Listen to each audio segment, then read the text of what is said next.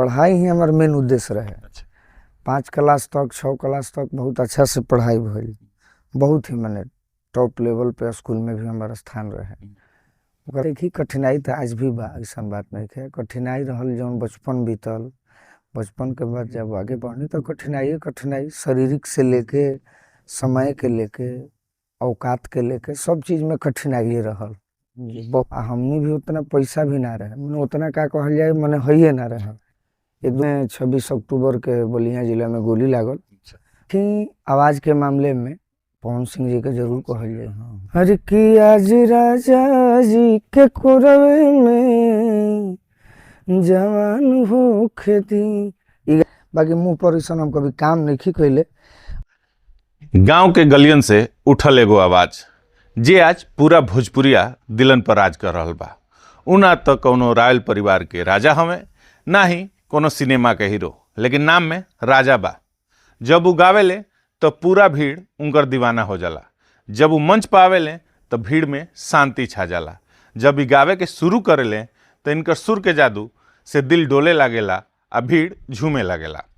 जेकर गाना से जवानी भी बोलेला आ समाज के सच्चाई भी झलकेला। आवाज में तो दम बाही, लेकिन अंदाज में उ पूछी मत। जी हम बात करता नहीं आपन आइकॉनिक सॉन्ग ए राजा जी के कोरवे में बिहान होखे दी से हर दिलन पर राज करे वाला गोलू राजा के। ताज केहू खास बा में बानी भोजपुरिया राजकुमार गोलू राजा। तो नमस्कार, स्वागत बा भोजपुरिया राजकुमार गोलू राजा के केहू खास बा में। बहुत बहुत धन्यवाद, रो स्वागत बा हमरा छोटा सा कुटिया में, गांव नावा डिबा। अच्छा जी अच्छा, ये बताइए और बचपन कैसे बीतल का गांव में रहनी तो गांव का माहौल कैसन का रहे? गांव में रहनी तो गांव में ही शुरू से रहनी, तो गांव में इतना रहनी कि बाहर भी मने रहनी पढ़ाई लिखाई के क्षेत्र में, लेकिन गांव से आज भी रो रहनी तो गांव ही भेंट भइल। जी जी केहू भी कार्यक्रम करावे वाला लोग आवेला तो गांव पर ही हम बोलाइला खास करके, ताकि एजा सारा व्यवस्था बाकी ताकि हम सेवा कर पाई जोने बने। तो गांव के माहौल अच्छा हमरा लागेला भी आज भी जब 2-4 दिन हो जाला बाहर में कहीं प्रोग्राम में, तो बुझाला कि 1-2 महीना हो गए, तो मन बेचैन होइए जाला कि परिवार से मिली, गांव जवार के तनी हवा ली। तो गांव के माहौल अच्छा रहल। अच्छा अच्छा, ये बताइए परिवार में पहले से केहू गावे वाला रहे का कि रउए पहला गायक ना, बने? जैसे देखी गांव जौन हमार बाई संगीत से बहुत जुड़ल, अच्छा तो थोड़ा सा अनसमरो में आयल तो हमरो सुने के इच्छा बहुत भइल। तो शुरुआत में कुंवर चचा का नाम हम सुनी, यानी लोग बतावे, तो धीरे धीरे जब भी मतलब कहीं जाई हम तो बचपन में ही कोनो दुकान पर अगर कैसेट दिख जाए तो कैसेट हम चॉकलेट के बदले कैसेटे खरीदी आ खूब सुनी। सुनत पिताजी के भी मैंने अच्छा आवाज बा आज भी। तो पिताजी चाहे गांव में हर कीर्तन, चाहे हमारे गांव के हरेंद्र ठाकुर जी बानी, पिताजी के भी नाम हरेंद्र ठाकुर जी। बस वही करत करत सुनत गावे के अथी हो गई। जी अच्छा, सब केहू अपना पसंदीदा गायक के बारे में जानल चाहेला, जी तो हमने जानल चाहता कि गोलू राजा जी के पढ़ाई कहाँ तक ले भइल बा आ पढ़े में का मन लागत रहे कि बचपन से ही रुचि रहे ना गावे ना, पढ़ाई ही हमार मेन उद्देश्य रहे। 5 क्लास तक 6 क्लास तक बहुत अच्छा से पढ़ाई भइल, बहुत ही माने टॉप लेवल पे स्कूल में भी हमारा स्थान रहे। ओकर बाद अचानक जब इस संगीत में, तो 5-6 क्लास के बाद एक्सीडेंट हो गई आरा में, अच्छा अच्छा तो करीब 6-8 महीना डिस्टर्ब हो गई नहीं। और धीरे धीरे जब अचानक मैंने होला कि कहीं गई बनी प्रोग्राम में, तो प्रोग्राम देखे गई नहीं, वहीं में कुछ गाना गावे के मौका मिले लागल, तो सबके अच्छा लगे लागल। बीच में फिर कुछ दिन बाद 2010-11 में एगो बिहाने प्रोग्राम आवत रहे, तो हमने के पता करत करत मैंने जब प्रोग्राम देखत नहीं जब सादा टीवी पे, और ओकरा बाद नीचे एड्रेस देवे, तो एड्रेस हम पेज पे लिख ली, फिर फोन करे कि मैंने हम भी आना चाहते हैं, तो बुलाओ लोग, तो हमें सिलेक्शन हो गई, 2-4 गो गाना भइल। फिर वही पता चलल कि एगो रियलिटी शो आवता लइकन के, हमें भी ऑडिशन देवे के चाही। ऑडिशन देनी भगवान के कृपा से गई रही दोसर काम खातिर, और बाद ऑडिशन में हम सिलेक्ट हो गए। तो अगला दिन तक तो बहुत माने नॉर्मल रहे कि चलो हम गा लेब, कॉन्फिडेंस रहे। और अगला दिन गए तो जब लइकन के झुंड देखने कहने कि हमें तो एक से एक भाई धुरंधर होना है, लेकिन भगवान के कृपा से माई के आशीर्वाद से ओमे भी सिलेक्शन हो गए। तो वजह से हम चल गए मुंबई। जब मुंबई गए तो 5-6 महीना 7 महीना उधर रहे के मिलल। तो धीरे धीरे धीरे धीरे जब गाँव आई तो प्रोग्राम के सिलसिला बढ़े लगल। तो हमें पढ़ाई डिस्टर्ब भइल। तो 5-6 क्लास के बाद एक हम मैंने 10th के एग्जाम देनी, तो उसमें भी फर्स्ट आईनी हम, जबकि कोई तैयारी ना रहे। मैंने भगवान की कृपा, पिताजी के आशीर्वाद। 10 के बाद फिर अभी इंटर के जब एग्जाम भइल तो एग्जाम में मैंने हमारे प्रोग्रामे इतना रहे कि हम चाह के भी ना गए नहीं। तो बहुत लोग समझावल कि लइकन बैठा दा, फिर कहनी कि अगर लइका पकड़ा जाए हमारा चलते तो फर्स्ट आवे खातिर बदनामी अच्छा नहीं खे, एकरा के आगे बढ़ावल जाए। फिर भी संगीत से हम प्रभाकर अभी कर रहल बानी साइड से। क्वालिफिकेशन में भी मैंने 10th तक ही बा, लेकिन अगला 26 में आगे खातिर जी जी जारी। जी जारी। अच्छा, तो कई माने नहीं कि नहले पे दहला कार्यक्रम जी के बाद यह सफर में बहुत सहयोग मिलल। ना बहुत ज़्यादा, बहुत टीवी के द्वारा मैंने 5-10% लोग जानल। ओकरा बाद वही तो कहीं भी प्रोग्राम होखे तो वो तो आदमी बुलावेला ना नू, यहाँ पता बा आदमी बरियारी जाला के मौका मिल जाए। वैसे करत करत करत मौका मिले लागल, सही चल रहा बा। अच्छा, शुरुआती दौर में जी गोलू राजा के कितना कठिनाई के सामना करे के पड़ल, कितना संघर्ष के लिए गोलू राजा ये मुकाम तक पहुंचे के? देखी कठिनाई तो आज भी बा, ऐसा बात नहीं है। कठिनाई रहल जौन बचपन बीतल, बचपन के बाद जब आगे बढ़नी तो कठिनाई शारीरिक से लेके समय के लेके औकात के लेके सब चीज में कठिनाई रहल बहुत ज्यादा, ओकर कोनो गिनती नहीं है जी। कलाकार में सबके कठिनाई भइल हुई, संघर्ष से कठिनाई के। लेकिन हमने के कठिनाई एगो लगे जीरो से हीरो बन, हमने के जीरो से माइनस कर दिए, माइनस में भी बहुत नीचे। अच्छा जी बहुत ज्यादा।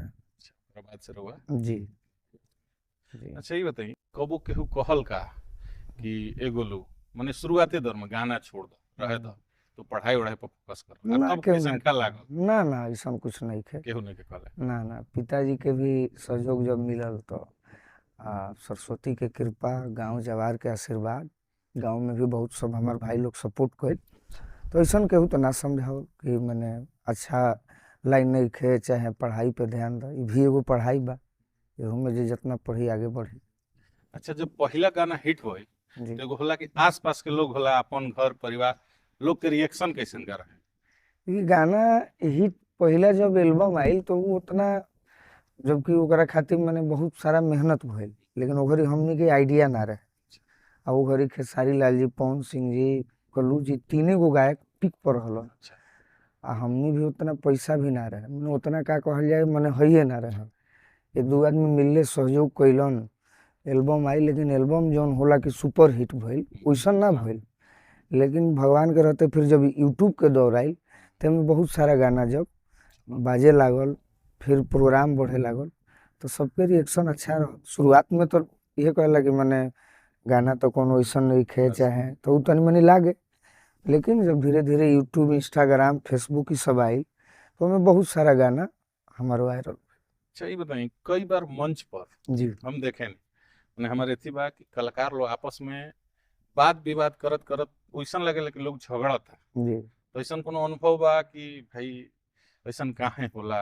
काई ना ना ये होला कि पब्लिक के एथी करे? ना ऐसा में होला, कारण का बा कि देखी हमारा संगे अगर जब रुआ यूट्यूब देखले होकर तो हमारा संग का बा कि शुरू से ही हम बहुत चीज बर्दाश्त ना कर सके। जैसे गीत संगीत बा, तो गीत संगीत हम जब सुनले बानी वो आज सुन के हम प्रयोग करतानी, तो हम चाहने कि जे हमारे संगे बा उहो ऐसा प्रयास करे। ठीक बा, श्रोता तो कुछो सुनिए, पैसा दे दिए, कमिटी दे दी, लेकिन हमारे वो सोच कि ना जहाँ हम गइल बानी वजह से कुछ अच्छा करके जाए, ताकि कहे कि ना फलाना कलाकार आई रहन बाकी गुलू राजा अच्छा कैलन प्रोग्राम, तो वो सब में हो जाला। ऐसा को नहीं कि श्रोता के बेवकूफ़ बनावे खातिर ना होला।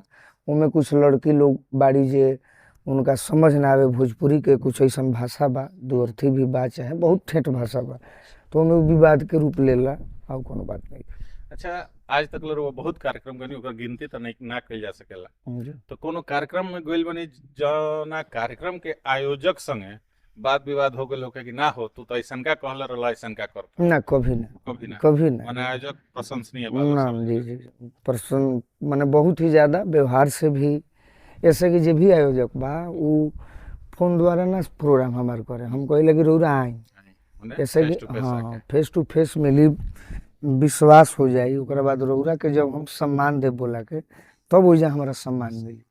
जी, आज तो कभी नहीं खे भैया, उम्मीद बा कि आगे भी ना होला। से मतलब मंच पर परफॉर्म करत करी कोनो ऐसा मजेदार घटना चाहे भावुक कर दे वाला घटना जौन अभी तक ले मन में हाँ, बसल मन होखे? में 2020 में 26 अक्टूबर के बलिया जिला में गोली लागल, अच्छा, तो वह भावुक रहे, बाकी तो ऐसा कोनो घटना माने भगवान मत करस की भगवान मत होखे। करस जी। जी, वो थोड़ा घटना रहे, दर्दनाक घटना रहे। अच्छा, का गोलू राजा माने ले कि भोजपुरी में अश्लीलता एगो अपना हद से आगे बढ़ चुकल बा? हाँ, बीच में श्रोता जैसन सुनल चहले कलाकार लोग अपन परोसल जेकरा व्यूअर मिलल। अब तो भोजपुरी कहीं से भी आज भी देखब तो अश्लील नहीं खे, अश्लील भोजपुरी के भोजपुरी से सोचल जाए तो भोजपुरी अश्लील नहीं खे। कुछ चंद गायक बाड़े, कुछ चंद श्रोता बाड़े जेकरा उहे ठीक लागता। अच्छा, मंच पर दूगो गायक चाहे गायिका के मध्य बीच झगड़ा होला जी तो उसे इका महसूस होला कि झगड़ा से तो रउआ सब है तो झगड़ा कइनी, लेकिन उमे इज्जत के एगो लेवल डाउन होला हाँ जी जी तो इका लागेला हाँ कि हाँ, भाई लागेला। एकरा बीच के में 2023-24 में हमारा साथे भी एक दूगो भइल ऐसा, माने बहस टाइप के भइल, यूट्यूब द्वारा ओकरा के अलग से देखावल गई। बीच में फिर हम जब वीडियो देखे नहीं आके घरे तो हम अपने गलती खोजे नहीं, तो बुझाले गलती बा, तो ऐसे बहुत चुप रहे लगनी, अपन गाना बजाना पे ध्यान देनी। कोई संगे भी गावल चाहता, संगे गौनी, बात खत्म। अच्छा, समाज के युवा पीढ़ी जी भोजपुरी माने गाना सुनेला जी तो रउआ तो पूरा समाज घूमता नहीं, जैसे मान ली यूपी बिहार झारखंड जहाँ जहाँ भोजपुरी बोलल जाता है, दिल्ली, तो कुछ असर बुझाला कि भोजपुरी गाना के असर युवा पर कितना पड़ल बा, कैसन कैसन गाना बजाता ओकर असर कितना पड़ल? हाँ, देखिए हम आज तक जहाँ भी गइल बानी कोनो भी एरिया में, हम तो अभी कुछ दिन पहले जबकि मुस्लिम समाज के लोग भोजपुरी गाना बहुत कम सुनेला, जेकरा के जानत ओकरे के सुनेला। समस्तीपुर में गए नहीं, मैंने मंच पर भी भीड़ रहे बहुत गैदरिंग टाइप के, लेकिन कोई डिस्टर्ब ना कइल, जितना गाना के वो लोग फरमाइश कइल, तो हमारा मने कहे के मतलब ये बा कि हम जहाँ भी गइल बानी हमारा गीत से कोनो खराब असर नहीं के पड़ल। बुजुर्ग, महिला, नौजवान, हर तरह के गीत हम सुनौनी, साफ सुथरा सुनौनी, तो हमारा पर कुछ ऐसा ना लगल। हमरा लागल कि ना, हम जौन कर रहल बानी ये हमारा अच्छा प्रयास बा। अच्छा, भोजपुरी में पुरान गायक जी, में और नया गायक में गोलू राजा के पसंद? पुराना गायक में तो बहुत सारा लोग बा जेकरा के हम आज भी गाड़ी में होखी चाहे शांति में बैठल रहिला, तो पहला नाम तो गायत्री ठाकुर जी, गायत्री भिखारी ठाकुर जी के तो गीत नहीं सुनले, जौन वहाँ के बात बा, जैसे वहाँ के शिष्य लोग बा आज भी हमारे संपर्क में बा लोग, तो हम कुछ कुछ बात कह के उ लोग से लेत रहे। फिर कुंवर चाचा बोले बानी, उनकर भी गायकी के मैंने कोनो जगह, खैर उनके हम माने सहयोग कहीं, शिष्य कहीं, सब चीज़ उनके बा। गोपाल राय जी, भरत शर्मा जी, गुड्डू साहनी जी के हम सुनले बानी माने एल्बम में, तो इस टाइप के गायक लोग बा। देव कुमार सिंह जी बानी, तो ये लोग के हम गाना माने सुन के कुछ लेत रहनी हम। ग्रहण करत जी ऑब्जर्व करत जी जी जी। नया में नया में देखी आवाज़ के मामले में पवन सिंह जी के जरूर कहल जाए। हाँ हाँ, नया में और तो कुछ वैसा नहीं है, सभी दोस्त मित्र बा, लेकिन जब वो पसंद पूछनी तो पसंद तो मैंने जी।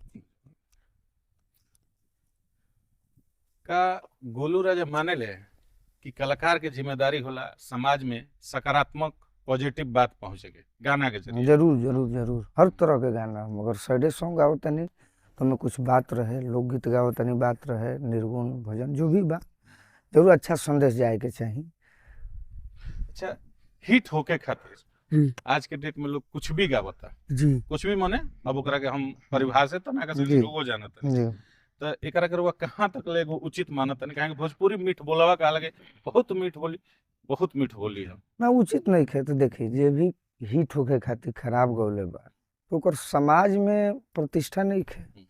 अकाउंट में भले पैसा हुई 5 करोड़ 10 करोड़ हुई, हमने से बहुत ज़्यादा हुई, लेकिन हमने भी उतना पैसा नहीं है, लेकिन प्रतिष्ठा बहुत बा। हर जगह सर्किल बा हमने के गायकी के बल पर, पूरे देश विदेश में जरूर 10 गो भाई ऐसा मिली हैं कि अगर हम बताएं कि आइल बानी हमारे खातिर हर तरह से खड़ा रहे जी, तो मेन उहे प्रतिष्ठा बा, उहे पूंजी बा। अच्छा, गोलू राजा तो ऑल टाइम बिजी पर्सन, जी हाला जो हर समय व्यस्त रहे वाला। जी तो जब खाली समय मिलेला जी तो क्या करेले गोलू राजा? प्रोग्राम अगर नहीं खे तो कुछ रिकॉर्डिंग कर लेनी, अच्छा। रिकॉर्डिंग कर लेनी तो शूटिंग कर लेनी। फिर कहीं घूमे के तो मैंने हम ना उतना जाइल चाही, मन करेला फिर भी सब गांव पे आ जाइला। गांव पे आनी तो कुछ पिताजी से बात विचार, 10-20 गो भाई के बोलौन कि आई बनी आवो, खाना पीना भइल, बस बैठनी। छोट मोट पार्टी जी साटी। जी जी ये सब। अच्छा, गोलू राजा का सबसे फेवरेट सॉन्ग, पसंदीदा गाना जोन का है, जोन खुद गौले बड़े, कौन हटे? देखिए, बहुत गाना जिससे जब व्हाट्सएप पे आवेला नु, तो व्हाट्सएप पे आवेला तो बहुत गाना में छूट जाला। और जौन सोची कि आजे आइला काल्हे म्यूजिक बन गइल, अगर हम गाइयो देनी, शूटिंगो कर देनी छोटा सा, तो जान जे कि फेवरेटे बा। तो गाना के गिनती नहीं है कि तो कौन वो हम कहें मतलब के। फेवरेट गाना होखे एगो, एक लाइन हमनी के दर्शकन वैसन अभी आज ले नहीं थे आज हमारा आए लोग। तक गोलू राजा के जोन आइकॉनिक सॉन्ग बन चुकल बा, हाँ जोन आइकॉनिक में ये एगो बात, बा जोन हर की आज राजा जी के कोरवे में जवान हो खेती। ई गाना जौन बा, ई सोची कि 2-3 साल 4 साल हो गइल गावला, और हम गावत गावत खुद पाक गइल बानी। लेकिन आज तक कोनो ऐसन मंच नहीं खे, और आगे भी जब तक सांस बा ई गाना गाँव ही के पड़ी। आइकॉनिक हो चुकल बा जी गोलू राजा, मतलब कि ये गाना। जी जी अच्छा, सब मन जे दर्शक होले चाहे और फैन जोन को इंग्लिश में कहल जाला, जी तो उ जानल चाहेले अपना गायक के बारे में कि का खाइल पसंद करले। तो गोलू राजा का ठेठ देहाती वाला जी जी जी लिट्टी चोखा दाल हाँ भात, हाँ। आ जो आजकल फास्ट फूड चलल बा, पिज्जा बर्गर ना ना, चाउमीन, तो हम तो एक लोग प्रोग्राम पसंद है में कि भी, नहीं? कार्यक्रम में भी जाइला तो कहीं ना खाएं, अच्छा। कहीं भी ना, आज तक नहीं खैले। बाई चांस होला कि बहुत घरे बनी, बहुत जोरदार भूख लागल बा, तो उजा भी हम प्रयास करेला कि अगर घर बा और वो घर के माता बहन लोग हमरा के मानता जानता, तो उ हम कह के बनवा लीला। माने कहे के मतलब बा कि ठेठ ठेठ जौन घर के भोजन जी। चाहे दाल भात भुजिया चाहे। जितना दिल्ली रही चाहे प्रोग्राम में भी, अभी तो ई माने छूट गइल बा एने, ना तो गैस सिलेंडर हम के लेके जाएंगे जा, आ 2 आदमी रही ओने हम प्रोग्राम करतनी, एने बन जाई, उन्हें दोसर के हुगाए गाई, तो हम फिर खा के प्रोग्राम में चल जाए जी। अच्छा, गोलू राजा के कबो आलोचना मिलल का?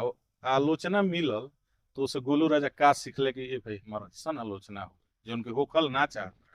ना देखी मुंह पर तो केहू नइखे कहले, अब अंदरूनी में अब का कहता नइखे कहत, मुंह पर तो वैसन केहू नइखे कहले। हाँ ई बा कि जे बड़ भाई बा समझावेला कि मंच पर वैसे मने बच के रहे के बा, चाहे निजी जीवन में कैसे रहे के बा, बच के रहे के बा, ईमानदारी से रहे के बा, यह सब बात बा। बाकी मुंह पर वैसन हम कभी काम नहीं कैले। अभी तो मने हमरा रुआ गाँव पे आइल बनी, एजा से रुआ जाते पूछब, ठीक बा आलोचना करे वाला करी, लेकिन हमरा उम्मीद नहीं है। मुस्लिम समाज के गांव बा, हमनी के तो 10 से 15 घर बा, लेकिन शायदे केहू कही कि मैंने खराब लड़का हो जी। अच्छा, ये बताइए, जानल चाहेले फैन कि जी। गोलू राजा कब शादी करे जा रहल बड़े? काहे कि एगो उम्र नजदीक आ चुकल बा। फिर भी देखिए, अभी गीत संगीत में बहुत मेहनत बाकी बा, अच्छा, उपलब्धि मिलना ना एगो मिलना वो अलग बात बा।